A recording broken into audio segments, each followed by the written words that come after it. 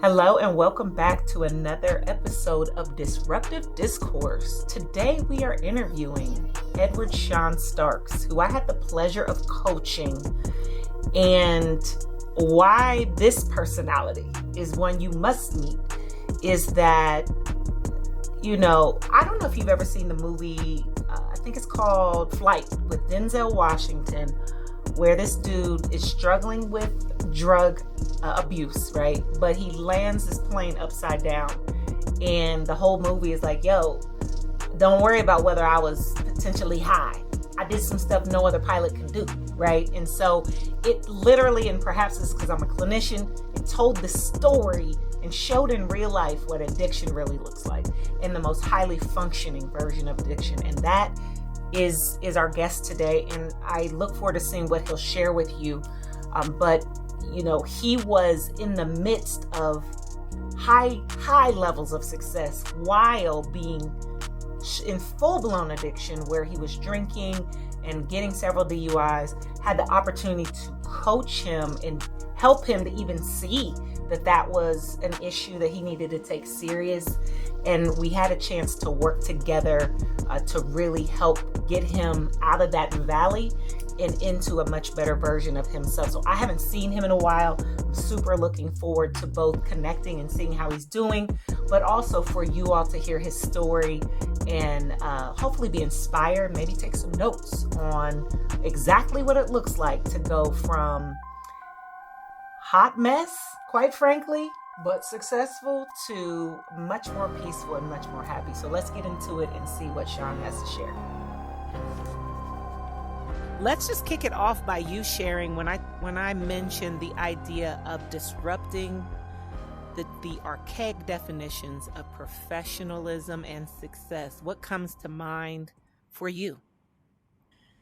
Honestly, being a difference maker, being innovative.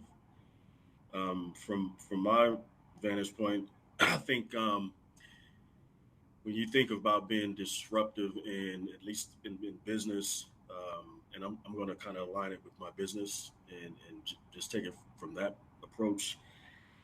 I'm always thinking outside the box. I'm always looking for innovative ways to bring a service or product to market, um, while also just thinking outside the box in terms of reading different books, just coming up to speed on a lot of different areas within my industry to try to bob and weave through all of the competition that's out here. Yes, and that's a great start, because what we also focus on and guests that we invite are folks who are focused on both professional and personal development. And of all the people that I've ever met in life, you are someone who stays in the gym, quote unquote, both in physical, right, and in how you develop yourself in and out. So I want to ask you, from the personal side, personal development side, what do you think about when you think about disrupting the archaic definitions of professionalism and success? Personally, obviously I read a lot. I'm an audio book junkie now, so don't have the Oh, you done time, but upgraded? I've upgraded. I've upgraded. But honestly, I think part of it is it's mind, body, soul. Spirituality. From a personal perspective, I'm out at the park. I walk. You know, 33 Route 33. There's a river, Griggs Reservoir, and I walk that pretty much daily for about an hour and a half to 2 hours. But that's usually in the morning or in the late afternoon, right before it gets dusk. But I do that to clear my head, and I'm also just it's personal development for me. It allows me to stay mentally sharp. Outside of that, I do work out a lot, as you mentioned. I'll probably work out 3 or 4 times a week in the gym itself, along with that walking exercise. Mm-hmm. And so tell me, because since I've known you, you've been very committed to personal and professional development. Tell me about your journey to getting there. I don't know if it started in your younger years? And if so, whenever it started, what got you so focused in this commitment to ongoing development? Because you might assume, I feel like based on conversations we've had, you may perhaps even take for granted because this is something that you've really lived out for a long time, but there's a lot who are not necessarily focused on personal and professional development. So I'm just curious as to how you got into that way of life and why you're so committed to it. Okay. Yeah. Honestly, when I was younger, I played sports. That was like my outlet. I put a lot of time and energy into the physical aspects of my life, working out, running. But as I got older, I started to really understand. There was a mental component that I needed to sharpen up on, and really the driver of getting ahead. I blew my knee out my junior year in high school. Mm-hmm. My junior year in high school, blew my knee out. And for me, I was trying to go to the NFL, and I just knew I was going to the NFL. That was the story. That was the dream. And when I Mm-hmm. blew my knee out, immort, the mortality of that kicked in for me. It Mm-hmm. it let me see that I need to really tap into my brain a little bit more. I was a smart kid when I was growing up, but I didn't apply myself because I was trying to go to the NFL. I had no idea that I was going to get hurt. That'll make me think differently. Mm-hmm. And as a result of that, I started reading more. My grandparents always had us reading magazines so that we can read. They knew that we wouldn't read regular books, so they would throw Jet magazine at us, Essence, Mm-hmm. and what I didn't realize is it was actually planting seeds and allowing them to cultivate something inside of me that I didn't know was being developed. Um, and as I grew, expanding on different subjects, I just started liking it. And so I believe when I went to Kent State, played football at Kent State for 2 years. My freshman year, I remember um, really taking a step back and looking at where I wanted to go in life. And I remember reading. I told myself I'm just going to read every book on the first floor. I Mm. sat down in the summer and read the first floor. It was a science. It was like chemistry or some kind of The science first floor of the library? of the library. And so I Okay, spent that's my like a lot of summers books, just so we're clear. of the chemistry area, not the whole library. The first floor was the Okay. chemistry section. Yeah, it was a science section, but I knew that was an area that I really didn't know a lot about, and I was just interested in So it. And wait a so, minute, you chose to read all the books in the area that's not your sweet spot because not my sweet even spot. never heard you talk about chemistry. So you decided I'm going to read all the books in this area that I don't know nothing about. Yep, that's Okay. where it started, and I started learning more about science, honestly. But what it what it did for me was it allowed me to expand my mind, and the thirst for knowledge just kicked in because the stuff started making sense to me.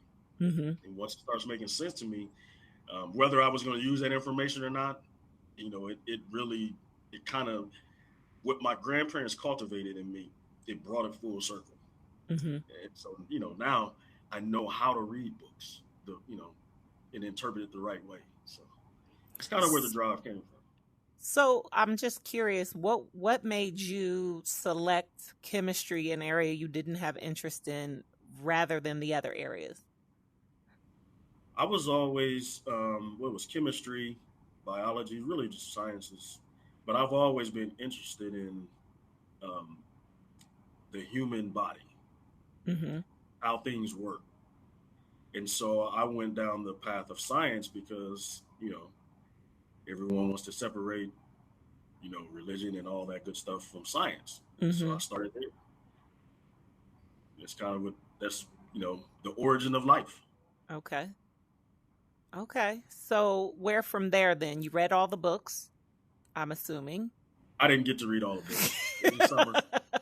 I went down the path. I probably got past, halfway through, and I was like, all right, this is good enough. I've accomplished what I wanted to accomplish. But with it was just a challenge that I needed, that I took on. And Mm-hmm. I created it myself. But it was probably more mental health than anything. Mm-hmm. So then where'd you go from there once you gave yourself permission to opt out of the rest of those chemistry books? In terms of, are you talking about that experience, that personal experience, or just in terms of this? Yeah, just on this journey of getting to this point where you're so focused as a lifestyle on ongoing development, because that was the beginning for you. So what was next? I would say, outside of that, outside of just the undergraduate experience, um, learning how to study, learning how to process information, and take it and use it. The biggest thing that I wanted to always be is an entrepreneur. I always wanted to own my own business. Mm-hmm. And so I think that's always been the catalyst that's been the driver of personal development. Anything I could get my hands on around business, marketing, um, sales, any of those things I just took to it. As you know, my background, I'm a software engineer by trade. So I was definitely on the tech side of things from a software development perspective. Being a developer, you just can't read books and just pick up on. You actually have to execute. Mm-hmm. And so that's in personal development. That helps you execute because you're going to read books, you're going to read some of the theories, but then you have to try to apply them to see what sticks. And Mm-hmm. so that's the driver. That's always, my wheel. That's where it comes from. Mm-hmm. Okay. So and you have such an inspirational story. I know we won't be able to cover all of the elements of your journey, and I'm not sure exactly what you're comfortable sharing, but I hope some of it because you have such a powerful journey. So you early on were engaging in this self development, and that's something that really was present from the beginning when you think about your young adulthood and moving forward. And, as I know you, you're a very successful businessman and, have had great success in your career. But you also had this other personal reality that you encountered, I guess. I don't know how you would describe it in your journey with alcohol and how you maneuvered that. I had the pleasure of coaching you during this journey, and I recall you being what I would call a very highly functional alcoholic. And again, I think about the movie Pilot, and I think we talked about this back then of someone who is able to do the most, like do more than most people in their career and in their work, but yet have this other reality very alive and well. So hopefully you're willing to share at least part of that journey with us today. Yeah. You know, I think a lot of people take happy hours and dinners with drinks for granted and not realize that there may be some underlying trauma that could trigger, you know, that social life to take a turn. And for me, from the days of college to graduating, working in corporate America, we've always socialized with alcohol. And while I was able to function in the business world, there were some underlying um, traumas that I wasn't aware of. That was really kind of like a trigger for me to drinking excessive. Mm-hmm. And I probably won't go too deep into it, but a few years ago, I'll say about, I don't know, 7 or 8 years ago, I really had a bad turn going through my divorce. And Mm-hmm. so that's where it all kind of showed its hand in terms of, coming to, I guess the end of me, drinking like that. Getting several DUIs, and I will, I'm okay disclosing that information. Getting several DUIs while working in corporate America and running a business. It's not a good look. Mm-hmm. It's not a good look. And so one of the things that working with you had to really tap into what was really driving some of those issues, some childhood trauma issues as we were aware of, coping mechanisms, and then the habit of just happy hours, socially drinking. I think a lot of that just it came to a head, and so part of the personal journey was tapping into those childhood traumas and understanding what was drivers, things that I wired myself back when I was a kid that I was still operating on as an adult. Mm-hmm. So I think when you look at personal development, I think everyone probably can attest to any story um, of their childhood that where their wires were changed as an Mm-hmm. adult. And even as an adult, you go through your own adult experiences where you start rewiring again just to protect yourself. And I think a lot of that we take for granted and don't really process. I truly believe everyone should go to therapy, especially when you get a little older. No There's some doubt. things that there's some things that you need to work on from a personal perspective that you may not even be aware of. I hear guys say all the time, "I'm not wired that way. I used to be that person." When I hear myself say that now, I'm like, "Oh, I must have rewired myself." Let me undo the wires because I'm always going back now. Part of it's an ongoing journey for me. I still go back to the lessons. I still go back to some tools. I still listen to Eckhart Tolle. I still do those things. It Uh, never uh, stops. I'm laughing because everyone who's been coached by me knows you could kind of know if somebody's been coached by me because they're going to reference Eckhart Tolle. Hmm. So I'm definitely sitting here, both honored and proud to even hear some of the language you're using because I know when we first started working together, you didn't even have any context or language for this concept of trauma and Hmm. how that relates to your day-to-day realities as an adult and this concept of wiring and rewiring and doing that work. So proud for me as I listen to you live naturally and express naturally these concepts that we worked through at that time. So, one of the things, if you're willing to share, that I think would be helpful for folks to hear is what I felt like was one of your core components from childhood and mindsets from childhood that really affected the way you were showing up as an adult was your experience as a Black man, as a Black person, and some of those challenges that come with um, the skin type, skin tone, and what oftentimes folks of color deal with as it relates to unfortunately lower esteem and self-doubt as a result of what the world says about folks who are of a certain complexion. What can you share about that? Um, so I tell you, being in corporate America, you definitely get it firsthand. But I believe some of the childhood challenges or traumas that I experienced, without going into too much detail, being abandoned, feeling abandoned by my mother based on Mm-hmm. a childhood experience when I was about 6 years old. When we were living in Dayton, she decided to move to Columbus, um, but dropping me and my sister off with um, our stepfather's parents. And so there was a time during that process where me and my sister, over time, we felt pretty abandoned. And Mm-hmm. so every time my mom and my stepfather would come back to visit us, we got colder and colder.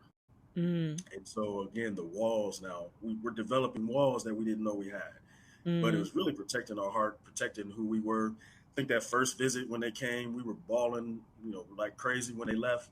Mm-hmm. And maybe the second visit, we kind of cried a little bit. By the third visit, we were looking at my mom and him like, whatever. And when they left, we weren't crying, we weren't responding, we didn't have no Mm-hmm. emotional energy to give to them. And that was when my mom realized, she was like, that's when I realized I needed to get you guys because Mm-hmm. y'all cut me off.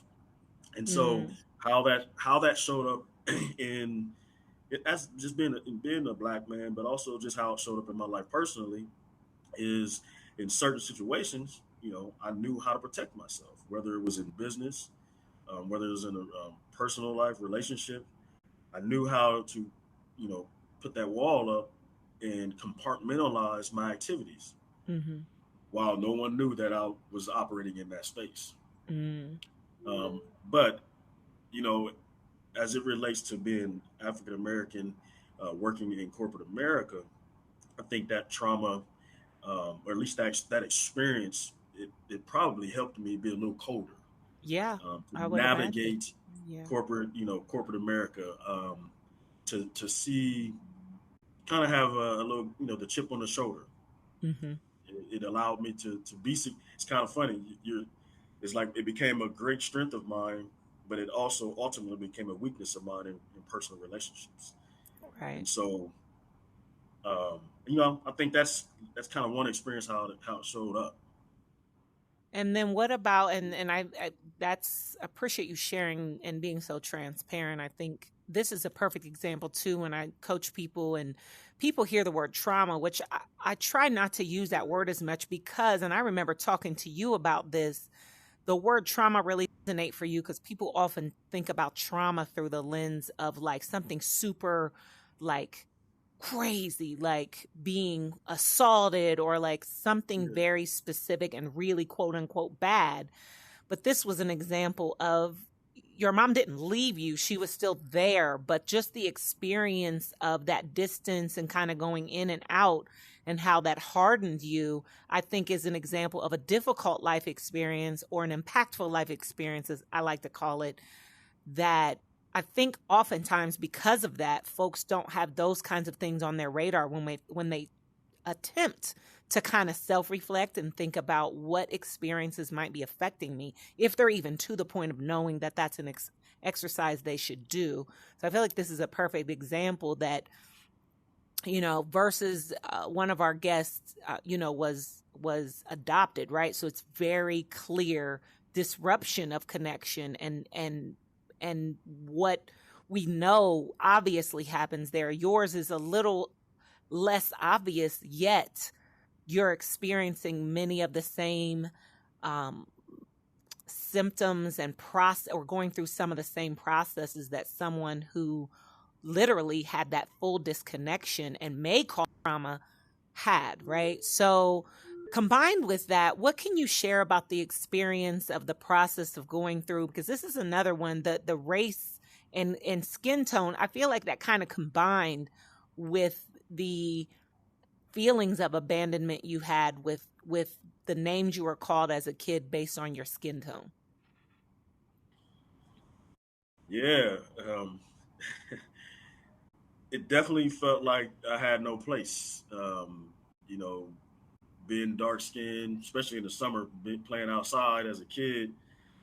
You know, always being around. I mean, I think my my family, my cousins, they were light skinned, and the crew that I ran with was light skinned. I probably, between me and a couple other brothers, we were the darkest ones. So we definitely were the last chosen on everything.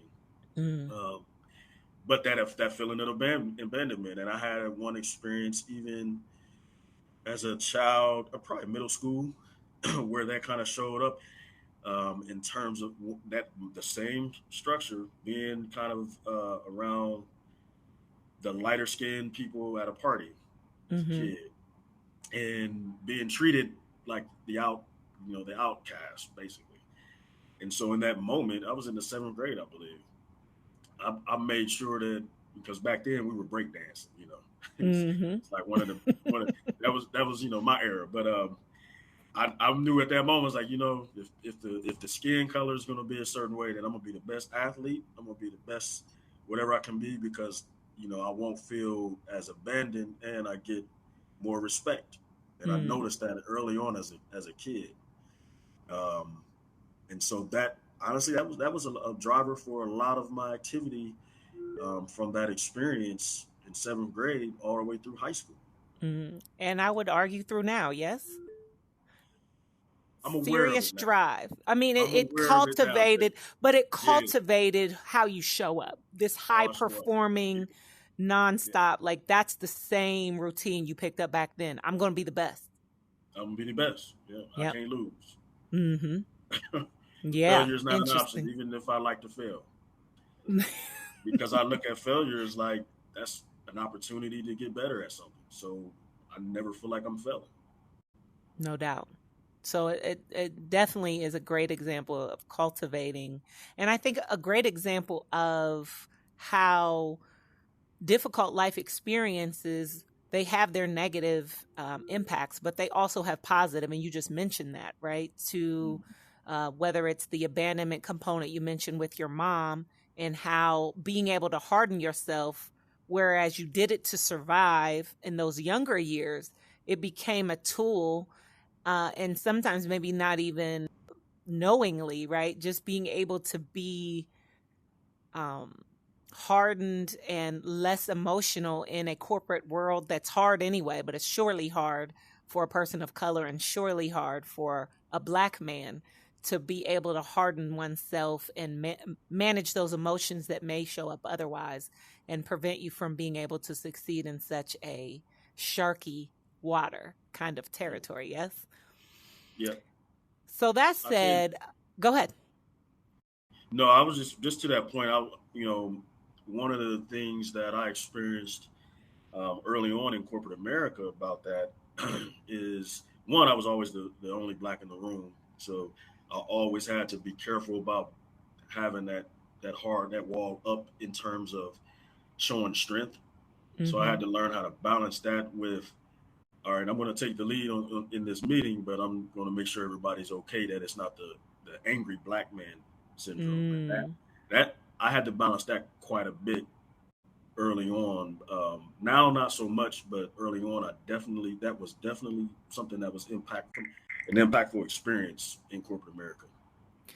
So can you tell me more about that? How did you know what was the difference between you being strong and being a leader versus being angry black man? And curious how much of that is your perception versus everyone else's.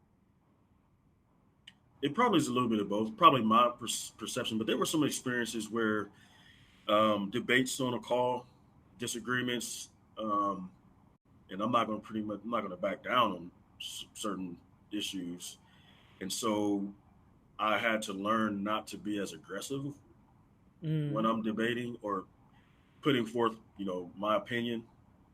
I had to learn how to do it more diplomatically. mm, Um, they call it was organizational agility, understanding how to be in that room and move a little differently than you would in other environments. Let's put it that way. mm-hmm, mm-hmm, But I recognized because I had a couple of experiences where I felt like I got burnt because of it, and I was strong-headed early on where I didn't think to change my ways. I was like, mm-hmm, I am who I am. mm, And when you're in corporate America, you have to know that that's a game in of a game. It's like a sport within a sport. And so at certain levels of leadership, you have to play the game. Um, mm-hmm. and so yeah, I just figured it out. It's like, all right, well, this is the game. Let me understand the rules of engagement and kind of operate accordingly until you get a reputation where people actually see you as a trusted advisor. You can't be a bully in the meeting. No It just doubt. won't work. What did you mean by getting burnt? Um, and I can't remember the specific experience, but um, I believe people in the room kind of turned on me, so to speak. Mm, And so mm-hmm, what we were working on, I became the one that would get left out of certain conversations. mm. So I had to go figure out, all right, I still need to be a part of this team. So let me figure out how to get the information. So how So do that's how do you know the difference between that being a issue of racism where there's assumptions being made because you're black versus, let me be honest with myself, I'm showing up a little strong, a little bullheaded. This really don't have nothing to do with that. This is about me thinking in a more human-centered relational way and how I show up. I think it was probably a combination of both. Folks not used to being in a room with, again, I was the only black, and this was in Kentucky, um, Mm, in Lexington, Kentucky, where, not only was I the only black, I was the youngest, and the majority of the folks that were on my team were, older white men. mm-hmm, And so it would just be little comments they would make in meetings, about, little jokes they would make, racial jokes that Mm-hmm. they would slide it in, and I would catch it. Mm-hmm. And so I knew that a lot of it was, at least from that perspective, it was definitely, I probably shown up as the angry black man as a result of my own issues. Mm-hmm. But I don't think, that culture helped. Let's put it Yeah. that way. Yeah, that makes sense. So, shifting a little bit, you completed your true success evaluations. And before I give any of my thoughts, I'm just curious, as you completed it, what came to mind for you, especially as someone who's pretty heavy on the personal and professional development? Anything stand out? Anything surprise you? No Just any thoughts? surprises. No surprises. I think um, I have done a lot of development, work within myself. And so I tried to, honestly, as truthful as I felt when I was Mm-hmm. answering those questions. Me being who I am, I felt like I was a little too far to the right on a lot of stuff, but that's how I felt. And so I answered Too accordingly. far to the right, meaning too high of a rating? Yeah, yeah, but I So was being you honest about where I was at. Okay. So you feel like, do you feel like your ratings are higher than you feel like you're actually living out right now? No, no, actually, I think I'm living out. So here's the odd part about it is I think I'm actually on a higher end. I felt myself struggling not to be like I'm all the way over here. Uh huh. When, because I've done so much work in the last 5 to 6 years on myself, I felt myself struggling to not look like I'm bragging about where I'm at. Hmm. If that makes sense. It was a struggle for me because I'm like, and nobody's perfect in this place. So, but that's Hmm. where I felt. That's how Mm-hmm. I felt when I was taking the Mm-hmm. test Mm-hmm. because I have done a lot of work, and and it shows up in my real life. No doubt. So that said, I'm curious, what was your kind of picking back up on this journey that you went on and I had the pleasure of coaching you through as you evaluated your relationship with alcohol? Can you share with us? You talked about learning that you needed to do the work of exploring historical experiences and how they were affecting you. But what did that ultimately result in as far as your decision on how you were going to address alcohol in from that point moving forward and the work you've been doing since then? Um, well, for me, I knew that I'm here for some great things. I've always known that deep down inside, um, to do some great work here on the planet.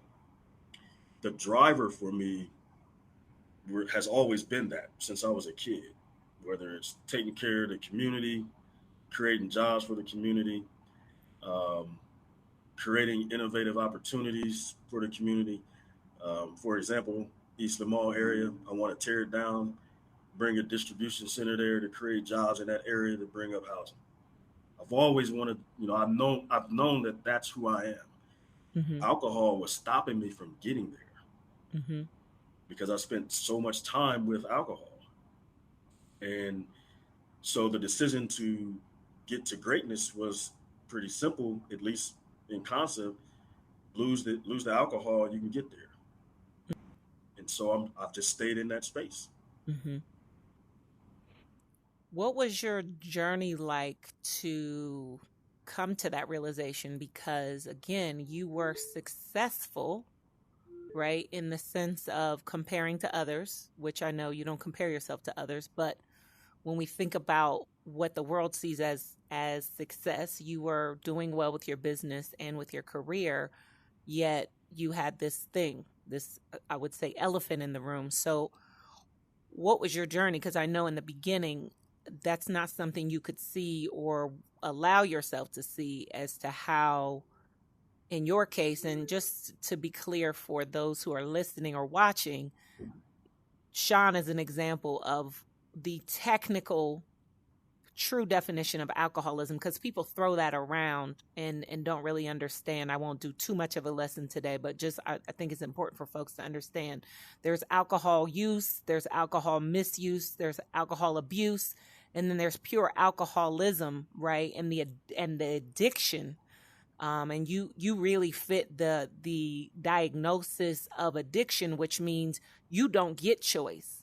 Whereas some of us can say, you know what, I'm going to chill out for a minute. There are folks who fall under the true definition of addiction, where you're medically, biologically within your realm that you cannot control. You don't have choice of whether or not you can drink a little bit or a lot. And as a result, you got to this answer. So I just want to make sure folks understand that for some people, it is a matter of just saying, I need to chill out. For you, you didn't have that choice because you literally you suffer from addiction, right? Which is when you get to the point where beyond willpower, which we know based on what you've shared, if there was a thing as willpower to be able to overcome this, you would have done it.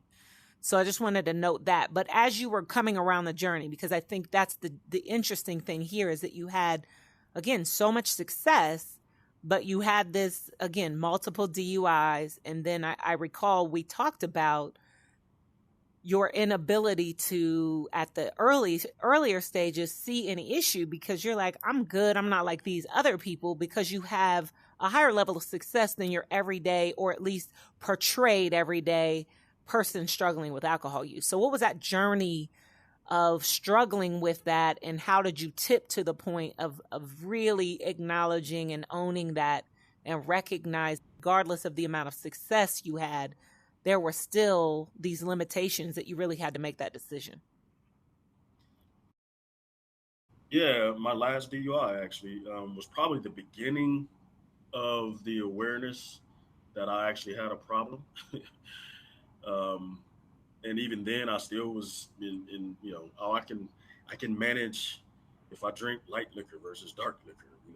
I still was in that space even after the last DUI. But that was probably, I think that was like New Year's Eve 2017 or somewhere around there, 2018. I can't remember the exact year. But going through after that process, I think I had, and I'll be transparent, because it is part of the story and part of the journey. Um, but having to stay in jail overnight, Mm-hmm. and realizing I'm not supposed to be there, Mm-hmm. and having a lot of time to reflect on what I'm doing in my personal life. It's kind of like, I think you had a term you used to coin, public success, private mess, or something Yes. like that. I can't remember. Yep, that's it. You had a lot. But that's one of my gems. Yeah, that's one of the gems. And so I just remember, going through that process, and was like, man, I'm in my 40s, tanking my life right now, and I need to get a grip on that, And then you and I met, and I won't go into the details of that, but you and I met, and I think that was probably 6 months after that, that last DUI, but you were able to experience a few of my crazy nights, and to be able to have someone witness it and replay it back to me. Mm-hmm. I think that's because, again, I was functional. I was operating. I went to, after the last DUI, I went to AAA meetings and was like, man, I am nothing like these people. Mm-hmm. I'm reading the room, and I'm like, man, they look like they're at the bottom of the barrel. And, a lot of them lost their jobs, families, and you hear the stories. And I'm like, man, I am not like these people. And I was like, I don't know if I'm really an alcoholic. I'm still trying to convince myself I'm not. Mm-hmm. And so I go through the process. It was like, man, I need a drink after the AA meeting, because it was just that intense. And it's like, you know what? I'm gonna stop going to these AA meetings, because they take me down. And so I stopped. But I after meeting you and going through the having you see me and leaving a situation, go into details, but leaving the next day situation that's there for me to see for myself, because ordinarily I probably wouldn't have paid attention, Mm-hmm. and be able to see how I was operating. And you did bring up the movie Pilot. what was Pilot, Mm-hmm. and to be able to watch that movie and like, oh, that's me. And I'm like, I'm Denzel. I'm Yeah, you Denzel for flying planes upside down. However, real.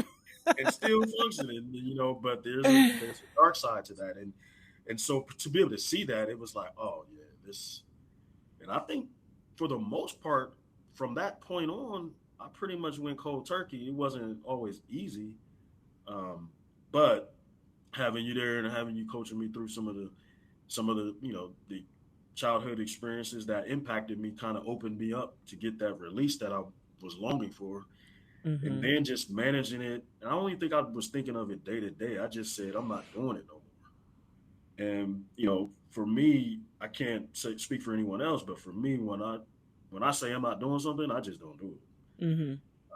And there's a lot of mental work that goes into that process. Mm-hmm. For me, it was, getting out in nature. You taught me the tools on nature because I'm a nature guy, but I really hadn't made it an intentional part of my daily or my daily lifestyle. And so just little tools. Um, when I look at that journey to where I am today, that was the beginning of my willpower, or at least building up what I would consider willpower, and knowing that it could be done. That's awesome. I appreciate that, and I'm glad to hear you're using your tools. Oh, So I'm one still last walking around in the grass in the backyard no, with my shoes no off. doubt, no doubt. I love it. I love it. Feet in the grass, people. That's how you ground yourself.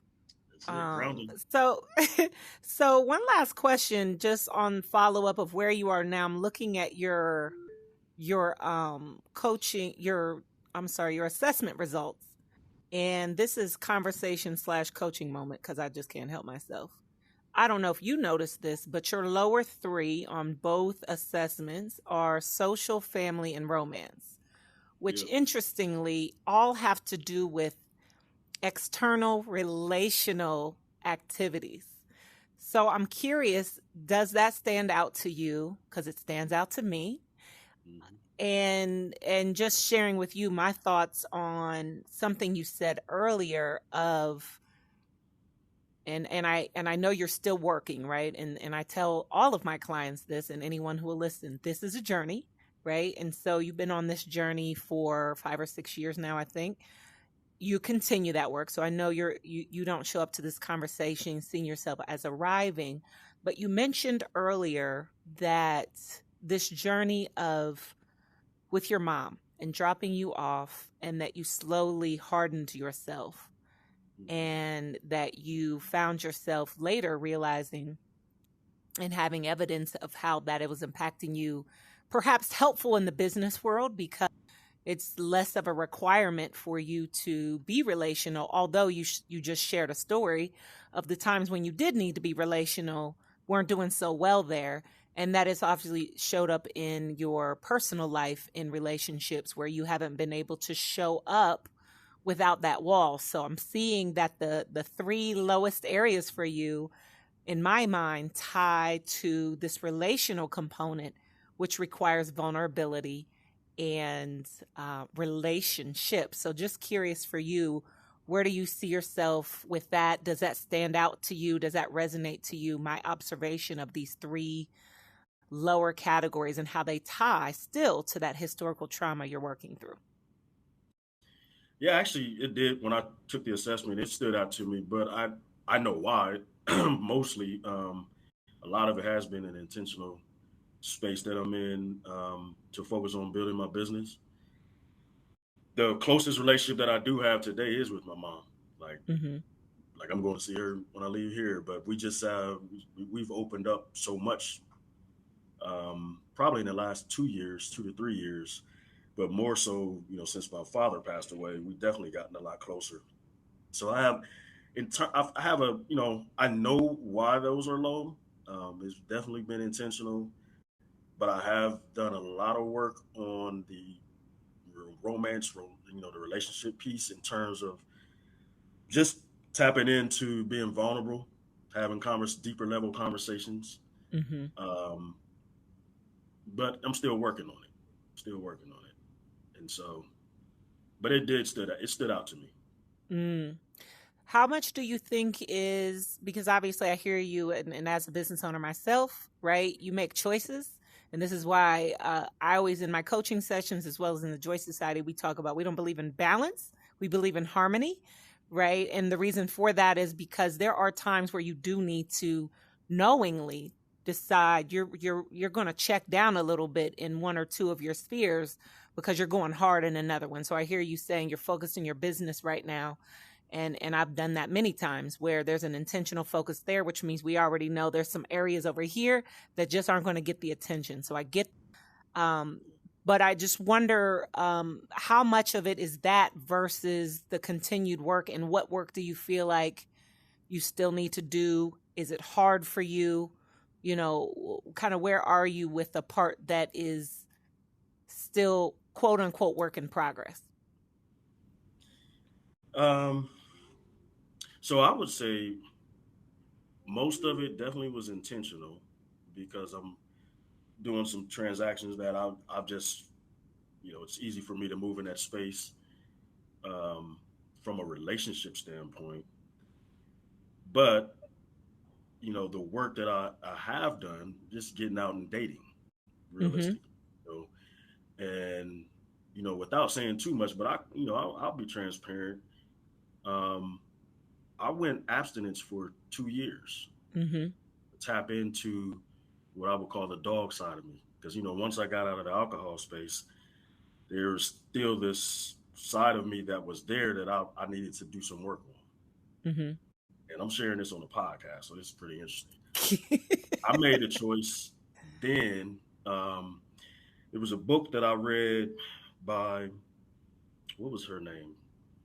I think they're getting a divorce now, but I can't remember her name. But her husband wrote a book um, about the dog in men. I can't remember Megan Good's ex-husband. Mm-hmm. And so I read his book, and he went through that abstinent journey.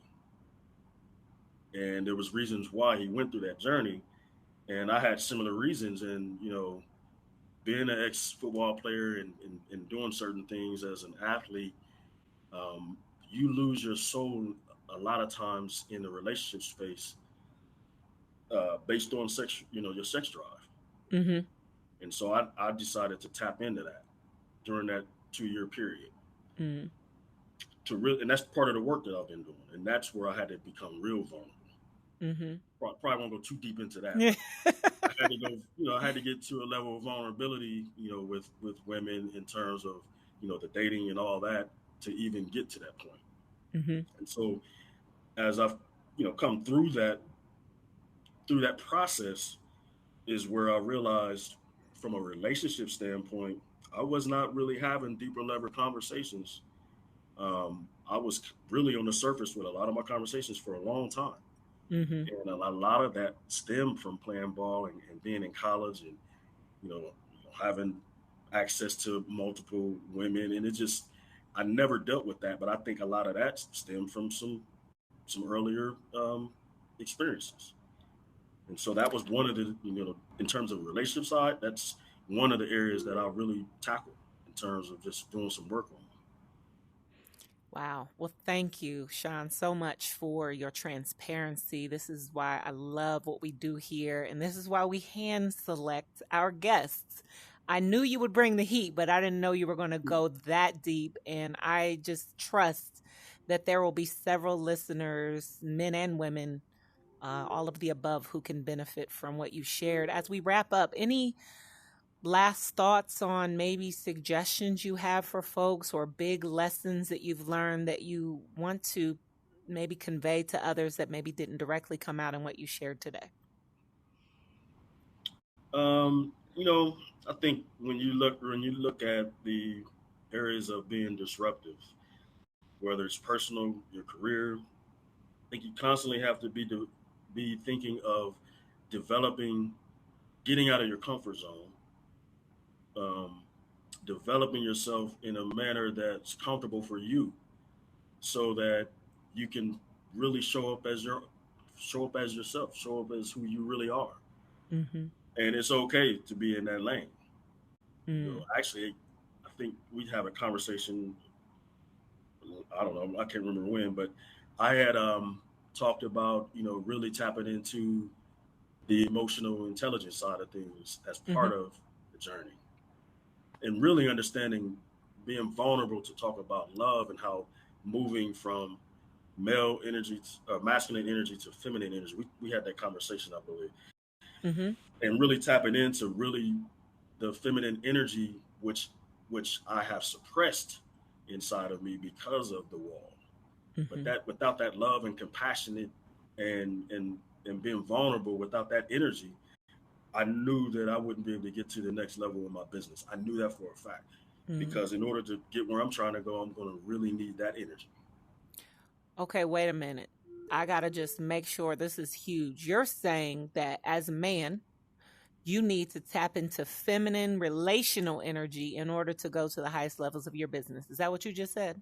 That's what I said. Because most men, we operate, there's a lot of stats out there, but most of us operate pretty much 95% of our energy is masculine. We've been taught to suppress the feminine energy in us since we were kids. And so we never realized the value of love, truly loving to get better, right? And so in order to get better, I recognized early on this process, in order for me to go to where I'm trying to go, I'm going to have to tap into that energy. And the more I've been tapping into it, it's like, it's almost like an abyss has opened up. Well, that's a gem worth closing on, although I'm tempted to go further. Perhaps we'll do a part 2 at another time. Thank you so much, Sean. We appreciate, on behalf of all the people who will benefit from what you shared today, thank you. And also thank you for allowing me to support you on your journey. It's a great pleasure. The reason why I love coaching so much is to get to see people not only grow along the way, but to catch up with them later and just see that growth is continuing. So thank you for the opportunity to be part of your journey. And we'll see you on the other side. Whew. Listen. Oh my gosh, I feel like we need about 3 more hours with Sean. Oh, I'm trying to think of like the top gems that we should discuss, right? Oh man. Listen, you heard Sean mention, and this is one of my go-to phrases, if you will. Like, I think this is the epitome of the concept of public success and private mess. Sean's journey of, again, being at heights that your everyday person doesn't even get to without struggling with drug or alcohol abuse, right? And to be that successful yet be in such a terrible space, it really speaks to what I see behind the scenes, especially with my blue chip coaching, where I get the pleasure of coaching some super, super, super, super successful people, career success, right? And what I've come to know, and I've done the primary research to confirm this, in so many instances, folks who have the most success in their career in finance often struggle in and I don't know if it's necessarily different than everyone else, but I think that because we see people, either celebrities or athletes or, leaders or whatnot, when you see that level of public exposure, right, and the alleged success and titles and coins to go with it, we, I think, just tend to assume that those folks then have it all together. This is why I do the work that I do. This is why we started Joy Society, because, it's not like you just go to school, get your job, get your degrees, whatever, start your business, right? And then you ascend into having at least a solid career, and then all other life issues somehow dissipate. All of us know, right, that doesn't happen. But the interesting reality for folks who get to certain levels of success, I live this, I coach a lot of people who live it, is that the walls close in on you to where you can't be real with the public because the public puts you on this pedestal. People kind of assume you put yourself there, but it's pretty much the public who assumes because you're doing so well, right, in this area of your life, then you've got it all together, and they never will want to hear you talk about that you're struggling anyway, because I guess since you have money and a job, you should be able to figure that out. So anyway, I'll stop ranting, but I think Sean just really is a perfect profile that really describes and really, I love working with all people, but my sweet spot is specifically working with this blue chip profile, just like Sean. Most of them are men, right, who don't have that safe space to go to. And I'm so thankful I had that opportunity with Sean to help him see himself, but then help him work through all of that. And, I shared in the conversation, we worked a lot on helping him understand how historical traumas all the way back to childhood and stuff with his mom, stuff with his divorce, were really affecting how he was thinking. What he was thinking is success, what he was prioritizing, all of that stuff.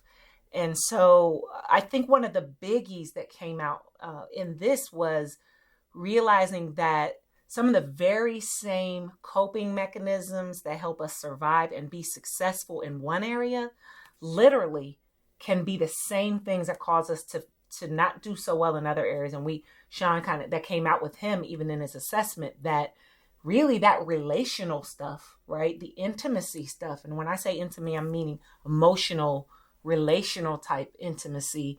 That's where the struggle was. And ironically, what has made him successful in his business and career is also the same thing that has caused some struggles for him in his personal world. So it's so great to see that he's finding his way. And of course, I'm always going to be excited and elated when I hear a client using those tools, because honey, he was using words he ain't know what they was, right, until we did that work. So to get a chance to connect with him years later and hear that he is really embodying that work and using those tools and that language to help him continue to improve and elevate is just amazing. The other whoa, holy crap, we should talk about this more, but taboo is, Sean mentioned as a male athlete having access to all of these women right back then, how it affects one's soul. And I'll be honest with you, a lot of the work that I do with my blue chip men is, their continued maneuvering of both the conditioning that men experience as little boys, that they're not supposed to have any emotions, right? But then as soon as they get old enough to be somebody's husband, or somebody's daddy, we want them to have emotions, but not too much emotion because now you're a punk, blah, blah, blah, right? So it's like, whoa, what are we supposed to do? And then even that combined with those who were athletes and just the access and the way women flock to that, and then how they even maneuver all of that, like, honey, that's a thing. We might have to do a whole nother podcast just to talk about that stuff. And again, this is why I love working with men. And as a woman, of course, I know the struggle for us as ladies. But one thing we have that men don't is the opportunity to publicly say, I'm hurting and I'm struggling, without being called out for hurting and struggling. And so shout out to all the fellas out there who maybe want to be seen and heard, but are concerned as to what penalty they'll suffer as a result of doing that. Please hit me up, elizabethjoy.com, if that's you. Man, I feel you. And so again, I hope that if you're struggling in that way, maybe this pulled up something for you, some inspiration for you to not only have the courage to lean into having a conversation, but also what's possible, right? And so I love that Sean is telling you he hasn't arrived. He's still trying to figure this out, and he's maneuvering how much he leans into that relational, emotional, intimacy stuff because he's trying to get this business stuff together.